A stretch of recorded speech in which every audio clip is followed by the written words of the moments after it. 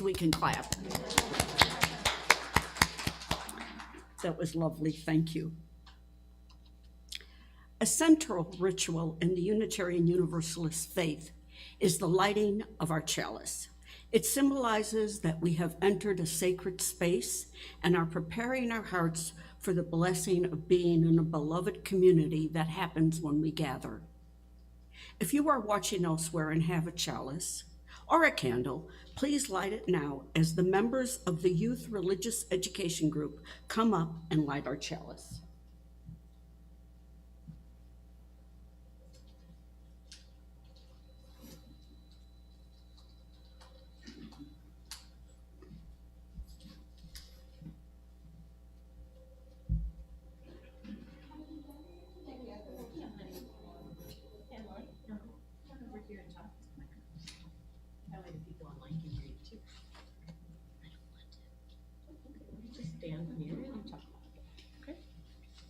As we gather together for worship this morning, being both near and far, we light our chalice as we do each week. It is a symbol of our faith. May its light be a beacon of hope for the many, those who feel lost, those who feel threat, those who feel tired, and those who are uncertain.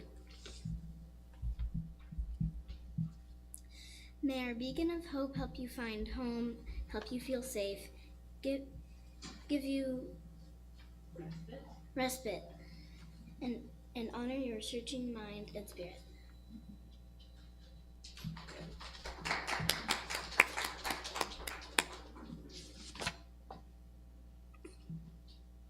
For our opening words today, we turn to the words of Pat U.B. Litchie. We gather.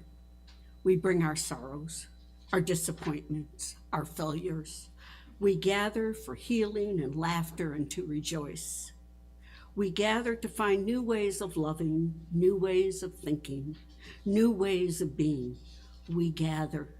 Yes, we always gather, for it is in gathering that we find hope. The hymn, Just as Long as I Have Breath, has lyrics by Alicia S. Carpenter and is used with the permission of the estate of Alicia Carpenter. Please stand if you are willing and able and join us in singing hymn number 6, Just as Long as I Have Breath.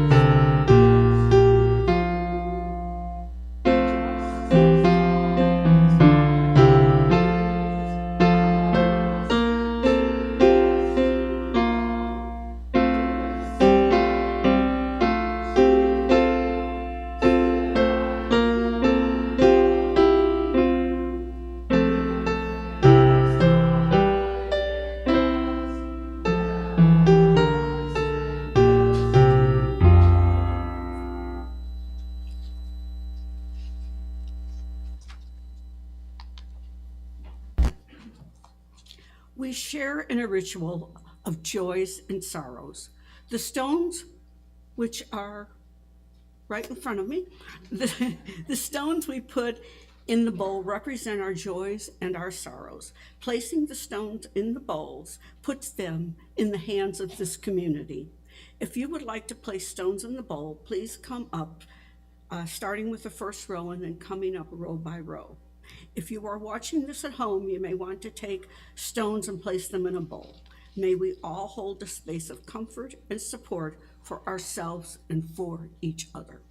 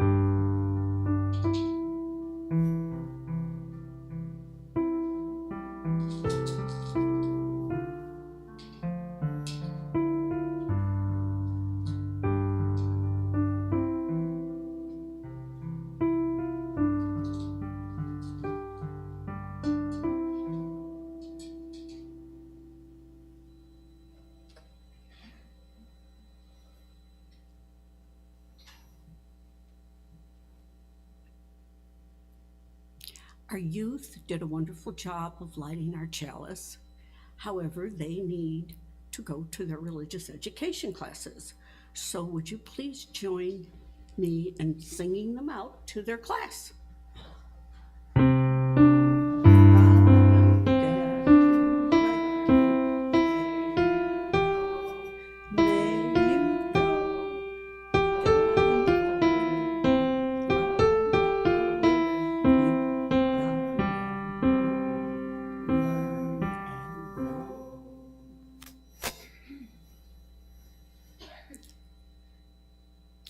Let us enter a time of meditation.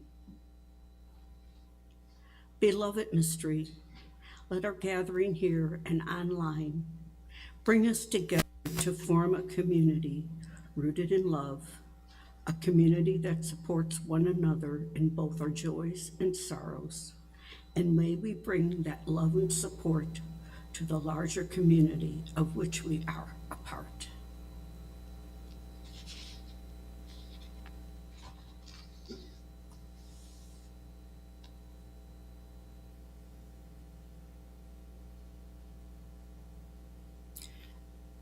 Please remain seated while we sing a hymn that speaks about opening our hearts to the possibilities. Hymn number 9, No Longer Forward or Behind.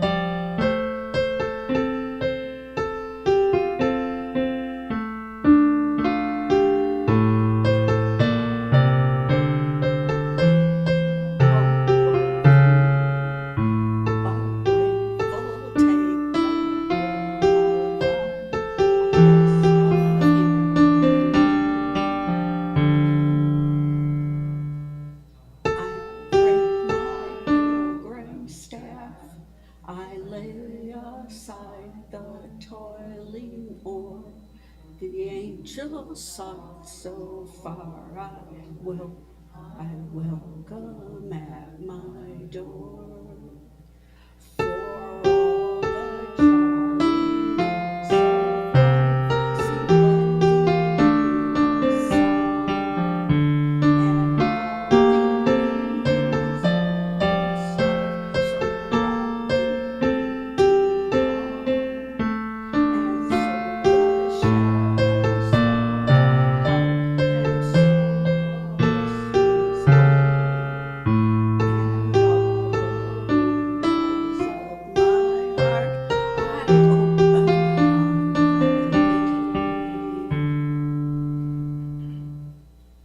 the day. Thank you all. Our reading today will be shared by Mary Weber.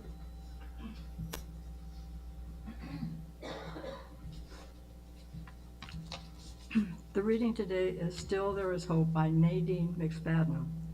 During our darkest moments, still there is hope. When facing the biggest challenges, still there is hope. When all we can do is put one foot in front of the other, still there is hope. When we can't find a way out, still there is hope. When all we can do to help is to hold someone's hand as they cry, still there is hope. We are the hope for ourselves and for one another. Always there is hope.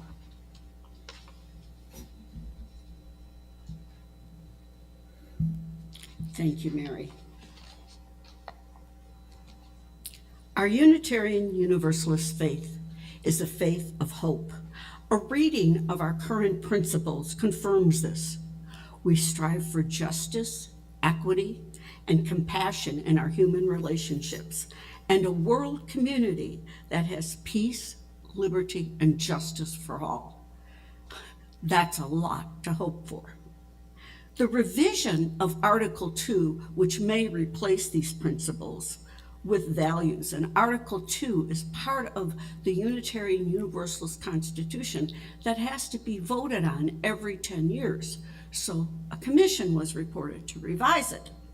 And the revision changes the words principles from principles to values and declares these values in much more of a written form.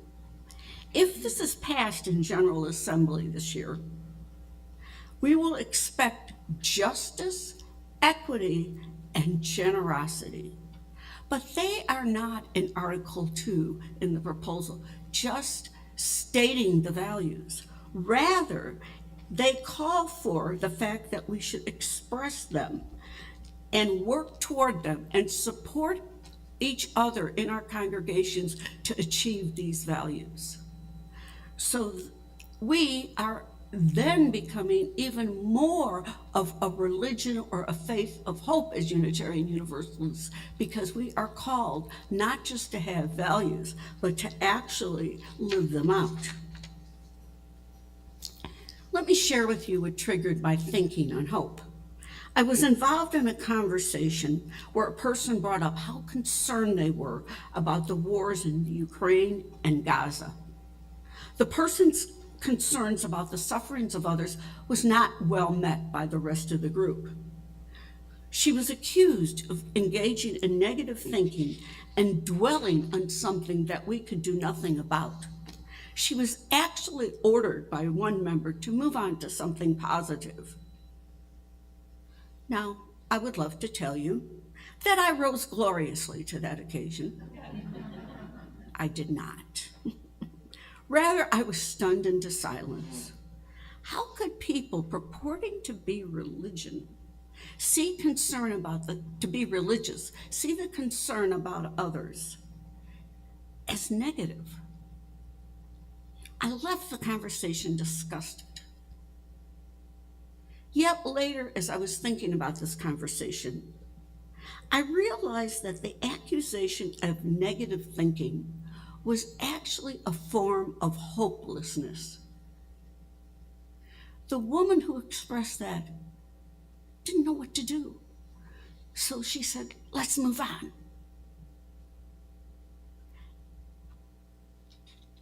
So that leads me, this example of this conversation, not as a form of criticism of the woman or even of myself because I didn't do anything, but rather as a segue into what I'm not going to speak about.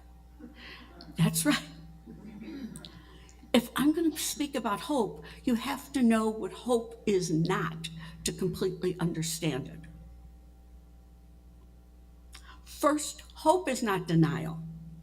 I'm not saying denial is bad. It may serve some purposes, but in this context, denial can lead to evil. The prime example of this is Nazi Germany. Many people in Germany denied that the concentration camps and death were happening. This denial allowed the evil to continue. But we have to also look at our own country. In the United States at that time, we also denied this could be happening. You can find articles saying, this can't possibly be. It's too evil to really be happening. Therefore, because we denied, evil flourished, and it took us a while to get involved. So when I speak of hope, I am not speaking of denial. It is not denying that there is injustice in the world. The other thing I'm not talking about is positive thinking. Hope is not synonymous with positive thinking. Positive thinking is always seeing the best in any situation. If there is a challenge or something you perceive as wrong, you must see it from a positive light.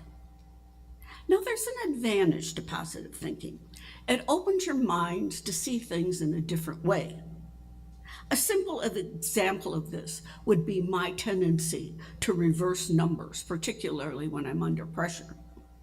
Rather than seeing this as a disadvantage, from a positive thinking viewpoint, I would look at it as a way of giving me empathy for other people who also have some neurodiversities. But the problem with positive thinking may result in exactly what happened in the conversation I had. It is the elimination of anything that appears to have no positive twist. It is similar to denial. So if I can't find a positive twist to injustice, do I deny that it's happening? Do I try to put a positive twist onto injustice? So hope is not positive thinking. Finally, hope is not optimism. Optimism sees the world through rose-colored glasses. It always expects a good outcome. The problem with this is when we do not get the result expected, we don't know what to do because we haven't planned for it. I heard somebody speaking today in one of my many Zoom meetings, and one of the things he said is, we have to plan for what we're going to do if our favorite candidate doesn't win in November. He was not being optimistic, but he was being hopeful, because he was not saying there was nothing we could do. So optimism is planning only for a rosy outcome. In other words, hope is not wishful thinking. It is not craving for things to be only as I wish them to be. There's also some research that shows that optimism may be a personality trait. Well, this means that for some of us, it isn't that we can't learn it, it's just going to be harder to learn. So, if hope is not denial, if it is not positive thinking, if it is not optimism, what is hope? Well, anyone can Google a definition of hope or look it up in the dictionary. But what I would like to draw on are several sources to explain hope.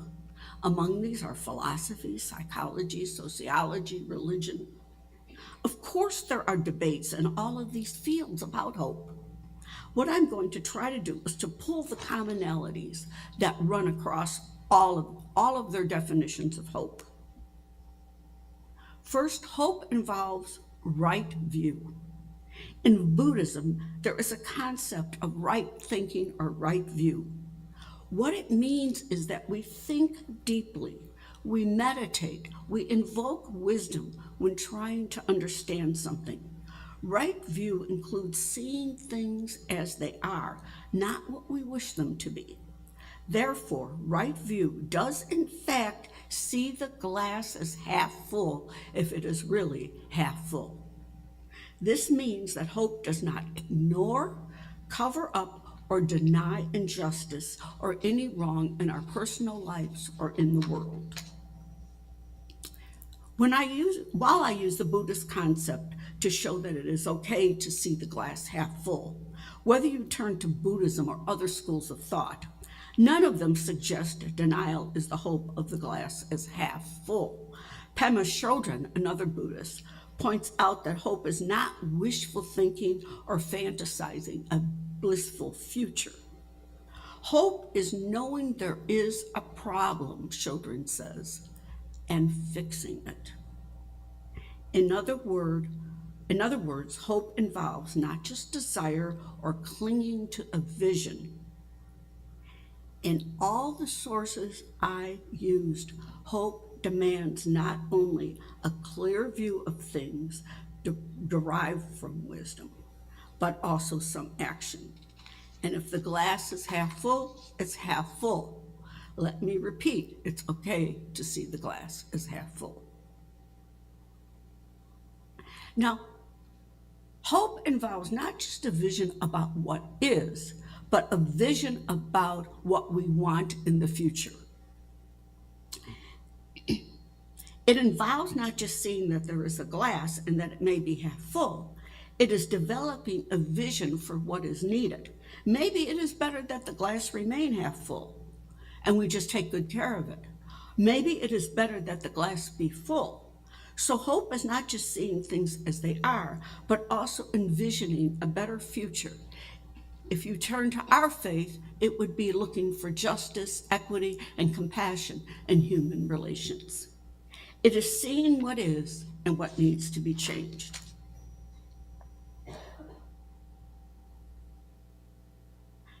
As an example, if I'm not exercising and I need to exercise, then I need to develop a plan to do it.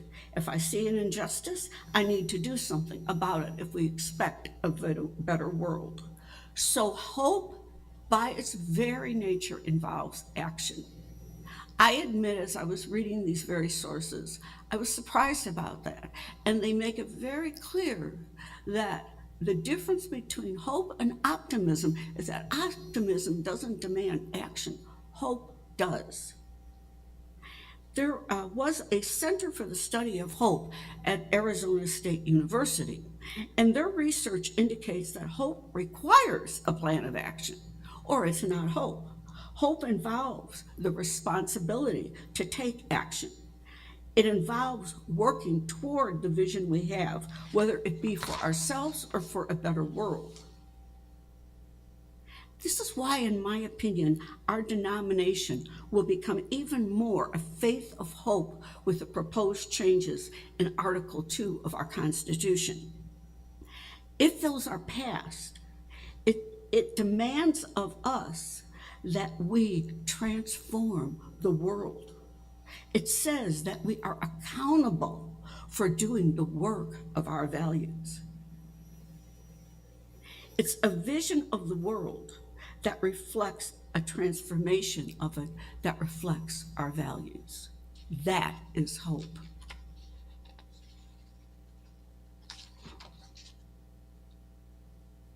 An important thing about action is that we know sometimes our plan will not work. It does not always bring the vision that we look for. That does not mean that we abandon the vision, but we change the plan of action. And again, through all my sources, another part of hope that surprised me was that it involves community.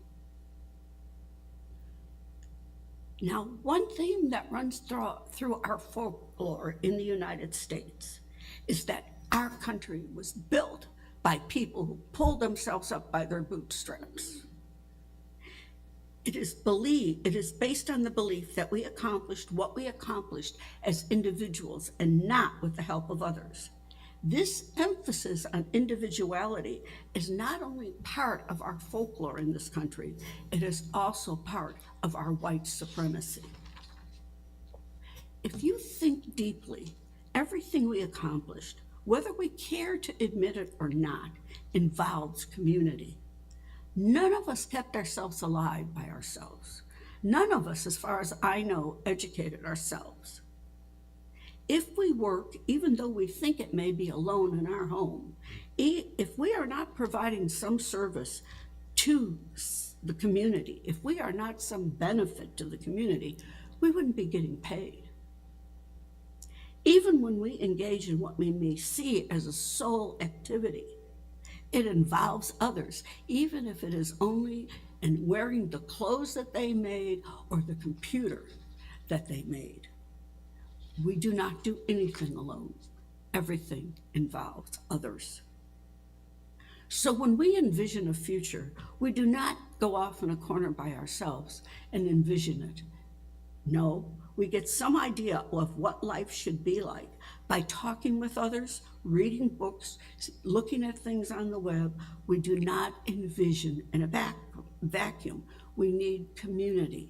It is also community that helps us make that vision something that is realistic and workable.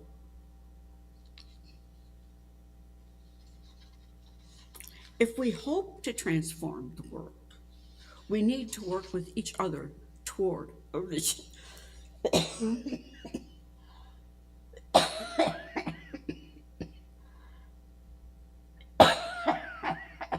I'm so sorry. I am not contagious. This is asthma. Now, looking at all these aspects of hope, the final thing that ran through all the definitions and readings I did about hope was hope involves resilience. Resilience is the ability to bounce back from adversity, to continue when it takes longer to accomplish something than we thought.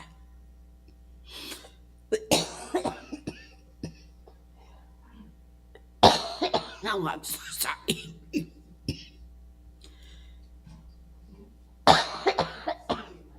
Mary said she was afraid to read the reading because she coughs. Well, this is what happens to me, and I forgot to bring water up. So I'm talking about resilience as an aspect of hope. Now, if you want to think about resilience, think about Martin Luther King. The man was brilliant.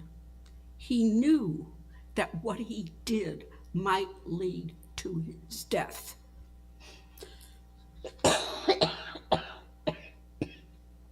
I'm so sorry. But he went on anyway. He engaged in the civil rights campaign, even though he knew he would not see the end of that campaign. He knew he would not see it accomplished in his lifetime. He knew he had to give it to the community. And the community is what helps us be resilient. It helps us from giving up hope when we turn to them.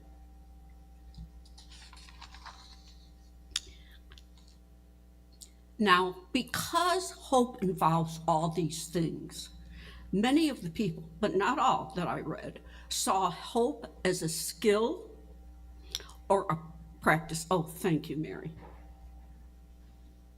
I don't know if this will help, but it may. Thank you. Is it What was that? It's half full, yes.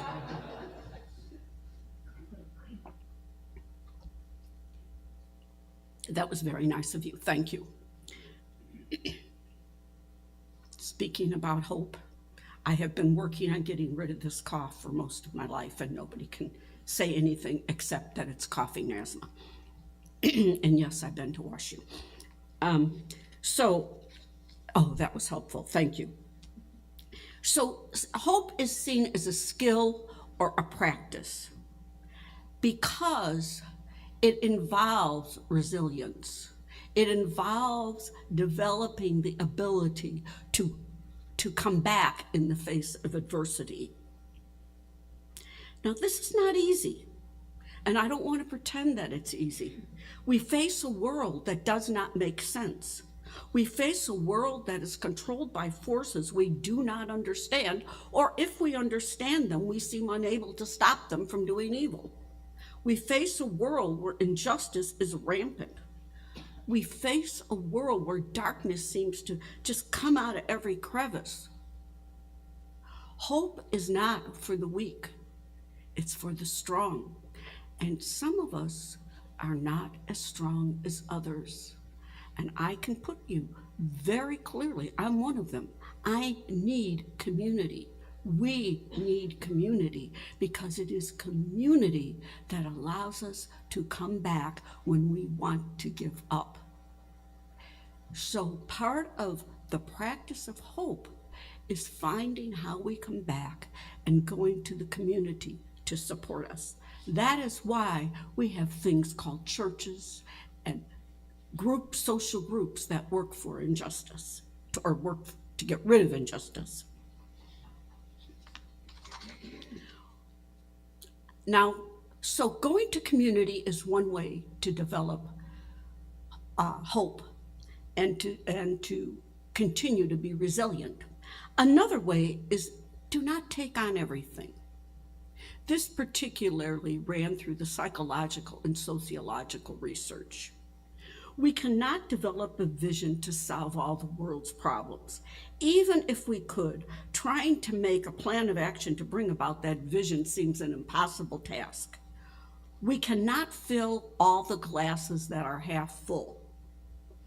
We cannot decide of all the glasses that are half full, which ones need to remain half full, and we should just protect them and care for them, or which ones we need to fill.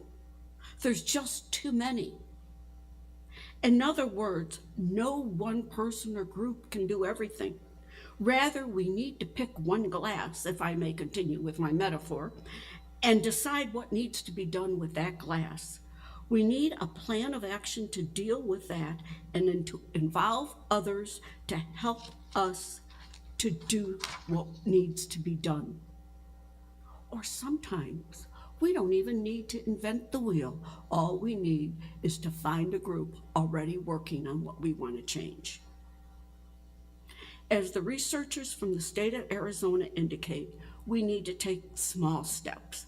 That is how we keep hope alive, one step taken together in community. So let me end by saying, it is okay to see the glass as half full. It is even okay to leave it that way if you are willing to nurture and care for the glass so that it doesn't get broken. I want to leave you with a very personal story about hope. When my husband was diagnosed with chronic obstructive pulmonary disease, I went into despair. There is no cure. Inevitably, the outcome is death. Furthermore, given how our healthcare system works, it seems we would be unlikely to ever develop a cure. After I consulted a lot of research and spoke to the leading doctors from universities in northern Illinois, I concluded there was nothing I could do. I became very sad. I felt hopeless. All I could do was watch my husband get sicker and sicker until he died. Then something happened that changed that. I came across an article about the best treatment centers for COPD in the United States. 2 centers were mentioned, one in Colorado and Washington University of St. Louis. They had no cures, but what they are successful in doing is keeping people alive with a rather good quality of life. Suddenly, I had some hope. My husband refused to move for his health, but I knew that if I found a job in this area, he would move. I was at a big convention in Chicago of psychologists, and I never thought about Alton Mental Health Center here in Alton, Illinois, even though I was part of the state system and worked in the mental health system. So I just went around at that convention and I said to people, do you know of a job for psychology in St. Louis? Now, this was before we could just turn to the web. And somebody said, there's a lady way sitting in front. If you find her, she's looking for a psychologist in that St. Louis area. I went up to her and she needed a psychologist for Alton, Illinois. And of course, Alton's across from St. Louis, where the university is. So we moved, ostentatiously for my job. My husband did have a good quality of life, up until probably the last 6 months. WashU was not able to save him, but they made it better. It was a step to what seemed like a hopeless situation. So remember that there is always some hope. It's not getting everything you want. It's taking a step toward your vision. It may be a small step, but in my husband's case, it meant everything. Our work for social justice may not change the world, but if it remedies injustice for one person, it means everything for that person. That is hope. Amen, and so may it be.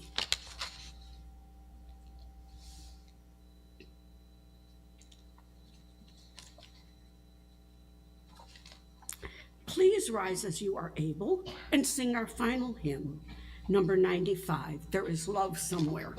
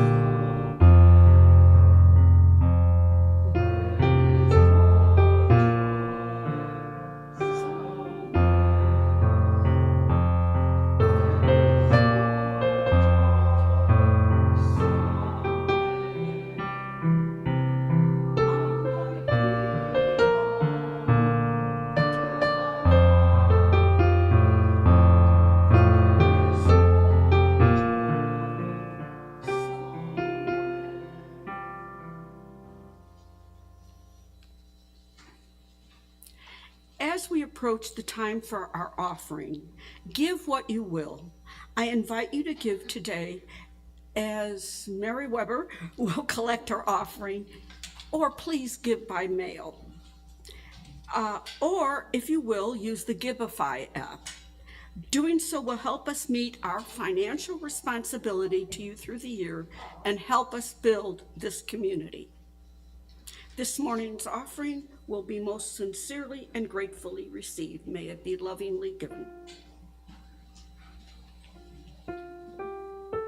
If you notice, we got positive thinking up there because there's nothing negative about giving.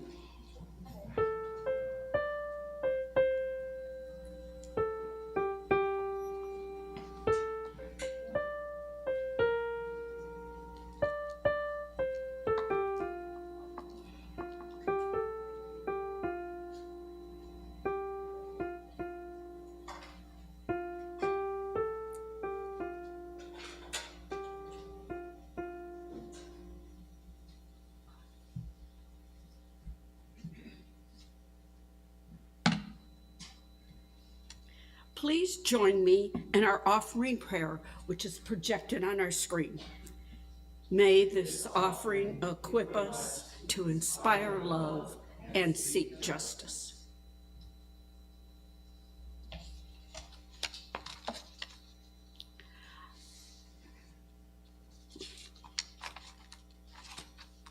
We have some announcements today. I'm going to start with one, and then Mary Johnson will come up and share more announcements with us.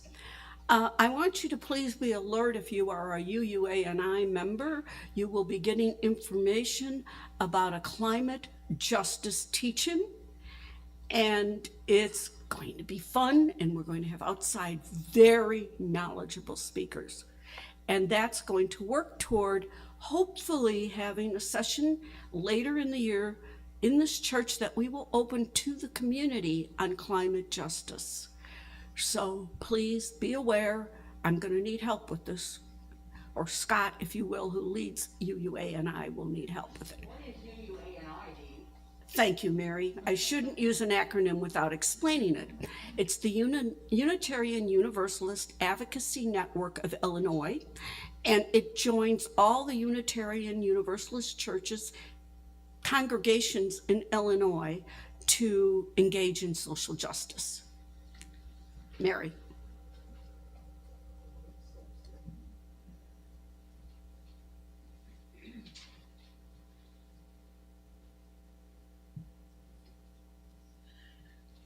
I have 3 announcements this morning. The first, if you didn't sign the welcome book at the entrance to the fellowship hall when you came in, please do so before you leave. Secondly, if you would like to be on our email list to get weekly information about activities as well as our monthly newsletter, please fill out one of the visitor cards on the information table by the window. And if you're not been here before or haven't done it, please pick up a visitor packet to learn more about Unitarian Universalism and our congregation. And thirdly, if you would like to have a name tag made like this, please fill out the blue name tag request card found on the table. Thank you.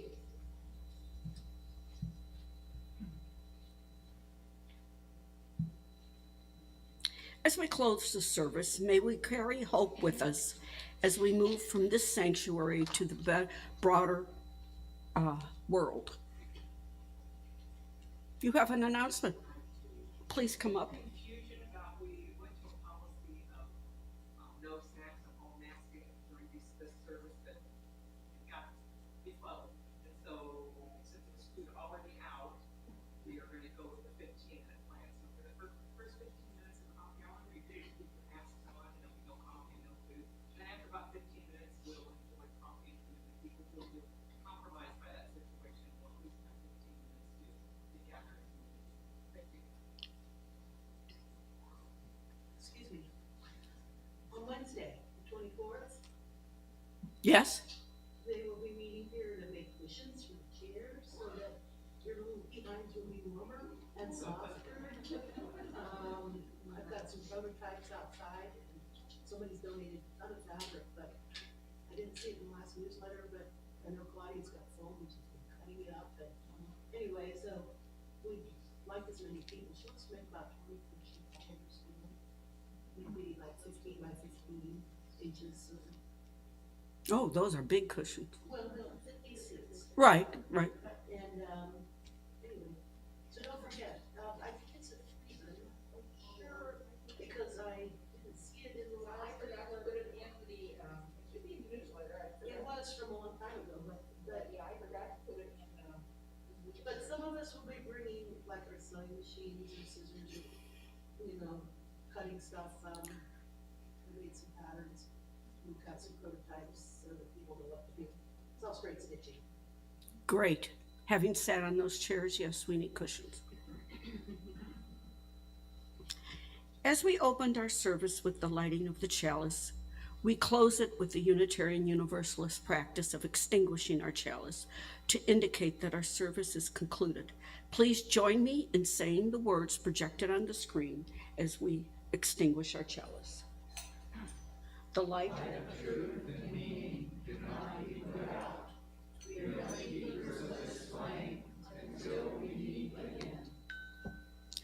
A service like this does not come together by itself. It took people to move chairs and set them up. Our tech team has to completely start almost from scratch in setting everything up. Joy has to practice for the hymns. And all the slides you see here every week, which are not always the same, are made by Joy. So a lot of people did a lot of things to make this come together. So I want to thank Joy Heft. I want to thank Alex Heft. I want to thank Katie Heft for all their efforts and everybody else who came before the service to help. Thank you to the children and for doing the chalice lighting, and to Mary Weber for doing the reading and bringing me some water. We now are going to remain seated as Joy plays our postlude. Then we're going to go and have 15 minutes of conversation, and then after that, coffee and food. Have a good week.